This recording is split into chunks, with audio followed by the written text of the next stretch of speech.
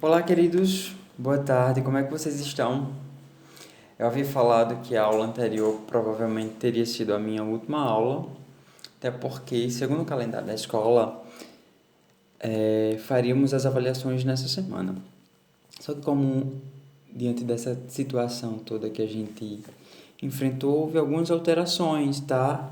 Aí eu recebi da coordenação a informação de que as avaliações seriam na segunda semana de dezembro, razão pela qual eu me adequei para fazer as avaliações de vocês, seguindo, é claro, o calendário da escola, que vai ser na próxima semana. Então, nossa avaliação será de hoje a 8.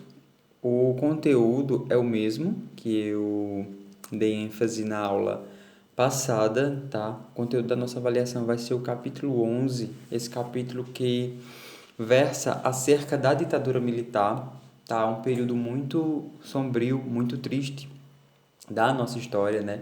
Da história do Brasil e levando em consideração que alguns de vocês realizaram os meus trabalhos e alguns trabalhos ficaram realmente excelentes. No mais, eu vou decidir até o dia da avaliação se eu vou dispensar essas pessoas que fizeram os trabalhos ou se eu vou dar metade da nota, enfim. Para todos os efeitos, todo mundo estuda o capítulo 11 acerca da ditadura militar, ok?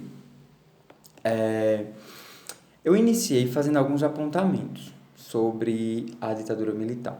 Né? Eu já disse a vocês que foi um golpe instaurado contra o nosso país e que, nesse período, mais precisamente em abril de 1964, o Brasil foi tomado por um regime militar, certo? Que inaugura, de fato, a ditadura militar. Conversei também com vocês sobre algumas situações que aconteceram no decorrer desse regime, certo? Ele durou de 64 até 85, salvo engano, 85.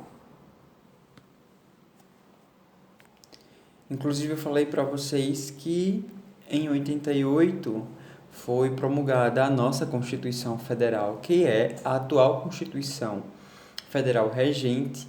Todo o regime jurídico brasileiro, ele deve obediência à Constituição Federal de 88, tá? Essa Constituição de 88, ela é considerada uma das constituições mais cidadãs do Brasil, principalmente porque ela trouxe, né, muitos direitos que haviam sido cerceados, alguns direitos que haviam sido tirados dos civis durante o período da ditadura militar, certo? Eu conversei com vocês sobre a censura, né, uma situação típica da ditadura militar, do regime militar, que nada mais era do que proibições a determinadas situações, restrições, tá? Tudo se tornou muito restrito. Houve, na verdade, um afunilamento de tudo, tá? Da música, da arte em geral, de publicações, de jornais, enfim. Tudo, na verdade, precisava ser de acordo com o que o governo determinasse. Então, os nossos livros didáticos, à época, precisavam ser avaliados pelo um grupo da ditadura militar. As músicas, as propagandas, tudo que vocês imaginam da nossa vida cotidiana precisaria ficar à mercê, ou seja, precisando de uma autorização do regime ditatorial para que pudesse ser publicado. Se fosse algo que realmente afrontasse o regime, é claro que isso não seria publicado, isso não seria levado a público. Muitas coisas mudavam, letras de músicas também precisavam ser alteradas, enfim. Então, a censura nada mais é do que essa restrição, este afunilamento, tudo ficando à mercê e a gosto do próprio regime militar, que dominava, na verdade, todas as estruturas políticas governamentais do nosso país. Houve também que merece ser comentado com vocês, o poder da propaganda, tá? Ao mesmo tempo em que havia a proibição de circulação de informações, como eu disse a vocês, a censura, só era publicado, só era levado a conhecimento da nação o que eles consideravam pertinentes, tá? Até porque o regime não queria que houvesse uma revolta, certo? Contra eles. E não queria também que houvesse uma retomada, né, das estruturas de governo. Então eles precisavam, na verdade, trabalhar de uma forma em que eles mantivessem cada vez mais esse domínio, esse poder. Como eu disse a vocês também na aula passada, houve a instituição dos chamados atos institucionais, né, que eles governaram, na verdade, através desses atos institucionais, que na verdade era a lei da época, ou seja, tudo que a ditadura militar fez tinha respaldo legal, só que uma legislação criada por eles a bel prazer dos interesses dos próprios militares. Então, os atos eram legais, porque tinha respaldo na legislação, a legislação que não atendia aos anseios da população. Tá, gente? Então, a propaganda, houve um cerceamento, né, uma restrição em relação à propaganda, mas havia também uma propaganda por parte do próprio governo, ou seja, o governo procurava se promover cada vez mais para que todo mundo tivesse a visão e a ideia de que o país estava em boas mãos, que o regime militar era a melhor coisa, que eles, na verdade, estavam garantindo direitos e protegendo o país contra ameaças comunistas, como eram, na verdade, os argumentos do governo ditatorial, tá? Só que essa intenção de promover uma propaganda favorável ao governo era para conter cada vez mais os números de manifestações contra o governo, tá? Porque, por exemplo, se eu assumo uma gestão de um país, o governo de um país, eu vou fazer uma propaganda que me favoreça, tá? E era isso que o regime militar fazia. Fez uma propaganda, trabalhou em cima de propagandas que favorecia, para que não houvesse nenhum tipo de revolta contra o regime. Eles tinham lemas, por exemplo, Brasil, ame ou deixe-o, ou ninguém mais segura este país. Era como se quem quem não concordasse com a situação que o país estava tomando era porque não gostava do país, então deixasse o país, porque o país estava se desenvolvendo.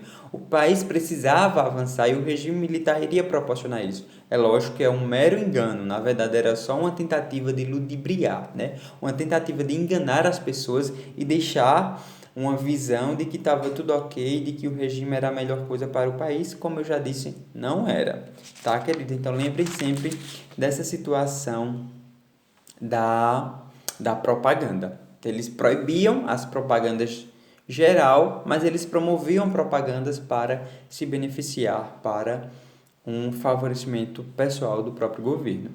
Houve resistência cultural, certo? A princípio, a Igreja Católica apoiou o regime ditatorial, apoiou o golpe militar, mais uma vez aí um traço negativo da instituição religiosa, né? Nesse contexto, e também temos aquele contexto de Idade Média que a gente já conhece muito bem, mas a Igreja Católica apoiou o regime ditatorial, tá, queridos? Depois de determinado período, ela apresenta uma postura contra o regime por conta de toda a situação que estava acontecendo, da situação de tortura, né, de mortes e tantas outras situações. Aí a igreja assume um papel contra o regime ditatorial, mas de início ela apoiou, tá? Então havia, né, um tipo de arte que ficou conhecido como arte engajada, que eram artistas que procuravam se engajar dentro dos movimentos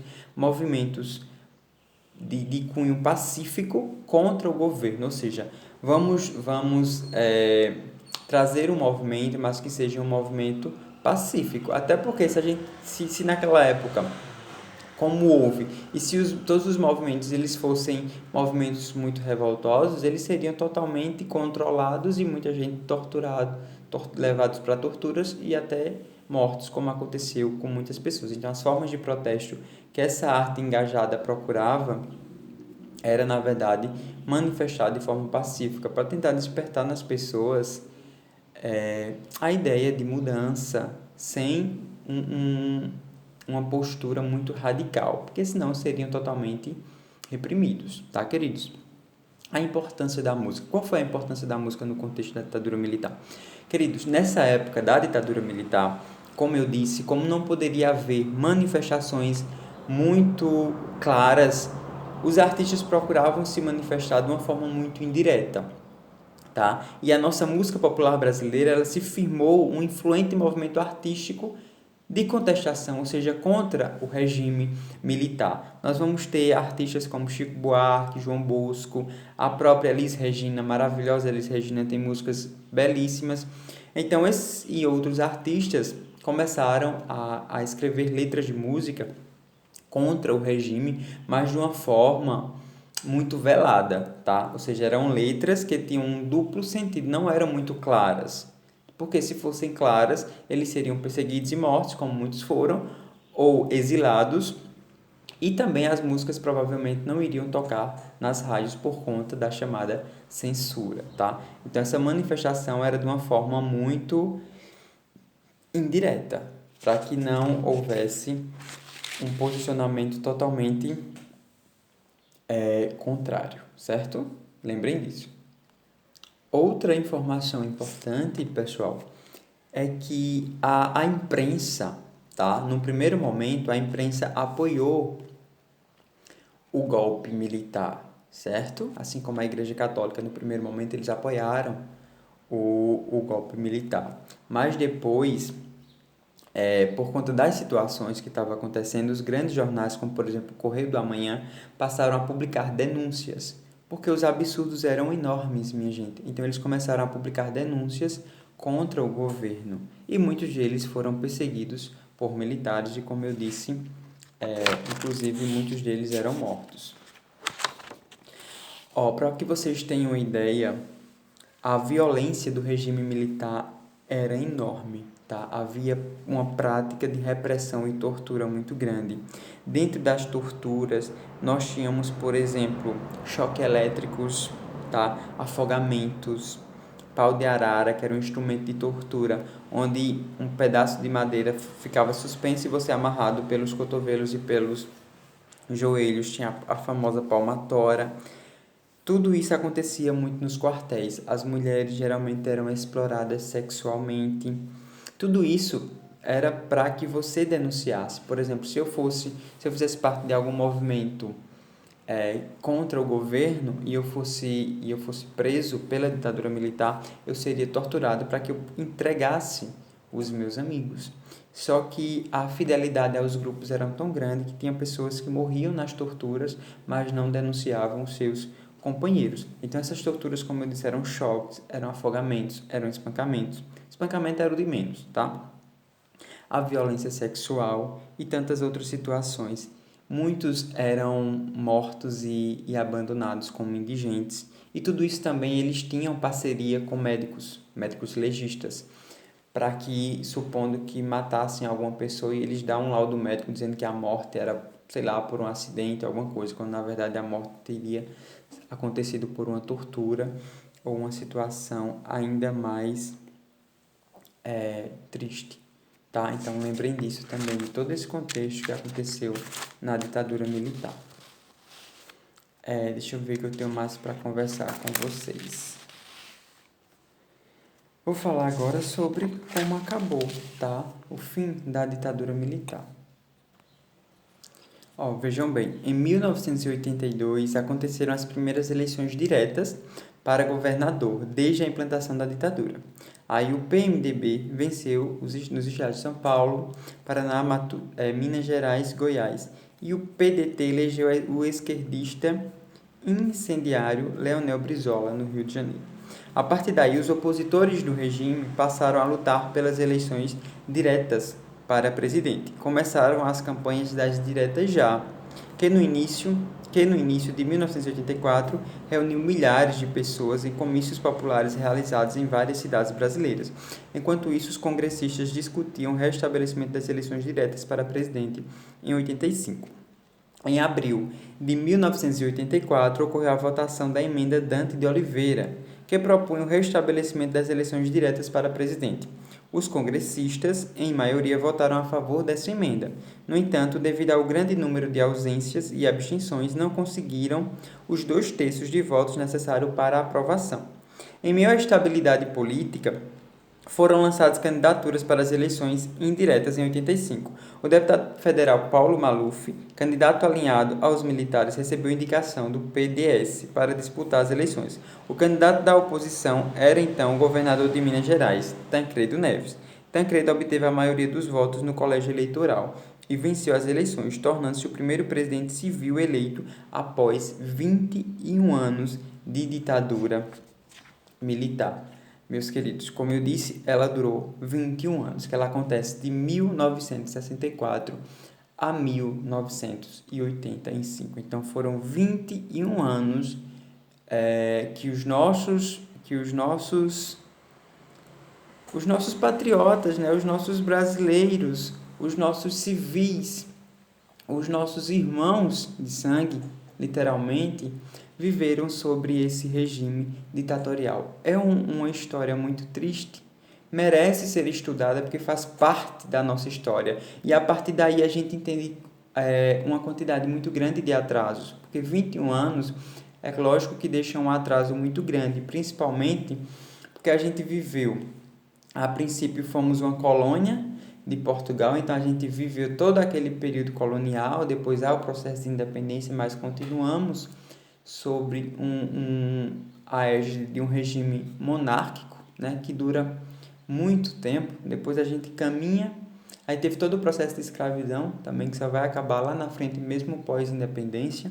Quando a gente já está estabilizado, vamos dizer assim, então a gente enfrenta uma ditadura militar que acaba com tantos direitos que haviam sido conquistados. É isso, meus queridos. Estudem com muito carinho a minha aula e as informações que estão no livro de vocês.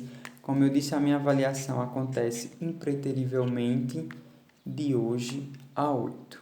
Um forte abraço, tá? Não pude voltar para as aulas presenciais com vocês, fiquei muito triste por não poder, mas as minhas obrigações de trabalho não permitiram, foi por isso que eu não retornei, certo?